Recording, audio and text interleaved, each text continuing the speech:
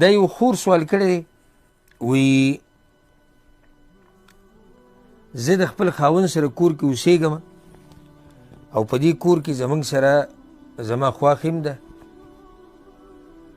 او زما د دې خاوند خور هم ده، نو روزانه د لامبل د دې د لاسه ماله حیا راځي، لکه دا راته ګران دي چې هر سهار پاسم او څه کوم د هغوی په مخ کې لامبم، نو آیا زه تیمم کولی شم او که نه؟ الجواب چې انسان د جنابت په حالت کې په ده لازم دي چې غسل به کوي، چې یو سړی د جنابت په حالت کې نو په ده باندې څه دي؟ لازم دي چې دی به غسل کوي. وإن كنتم جنوبا فطهروا، حدیثونه هم دا خبره واضحه ده، خو د دې غسل نه تیمم ته کله وړی شي چې کله اوبه نه او یا اوبه استعمالول ولا نقصان ورکوي. دا دوه خبرې دي چې کله فلم تجدوا ماء څه معنی؟ اوبه ونه مومئ.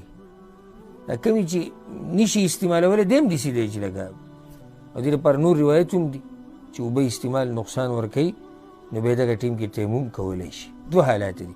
دا خور په کوم حال کې ده؟ دا په یو کې هم نه ده. نو دې خور ته دا وایو مونږه چې ته د حیا د لاسه غسل نشي پرېښودی، د حیا د لاسه غسل نشي پرېښودی. او بنده له پکار دي چې د الله نه هېرېږي، د الله یره دا په ټولو باندې له پاسه ساتي. فلا تخشوا الناس واخشون، الله د خلکو نه مه هېرېږي، زما نه هېرېږي. اتخشونهم فالله احق ان تخشوه ان کنتم مؤمنین. او حیا ګوره په دوه قسمه ده. حیا په څو قسمه ده؟ په دوه قسمه ده. یو هغه حیا ده چې شریعت یې زموږ نه غواړي، او یو هغه حیا ده چې شریعت یې زموږ نه غواړي. شریعت دغه حیا نه منع کړې. دا خور چې کومه حیا ذکر کوي دا خو د شریعت خلاف ده.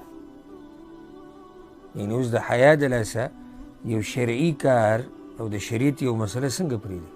څه په خیال دی؟ موږ دې خور ته داسې ویلی چې ته داسې وکړه، یعنې غسل د خلکو د راپاڅېدو نه مخکې کوه که نه، داسې ټیم کې وکړي چې خلک کور کې مشران کور کې ودی یا بل ځای کې یا هسې طریقه جوړېدی شي، خو مقصد د خبرې دا دی چې غسل پرېښودی دې دپاره جایز دي؟ نه دي جایز. والله اعلم.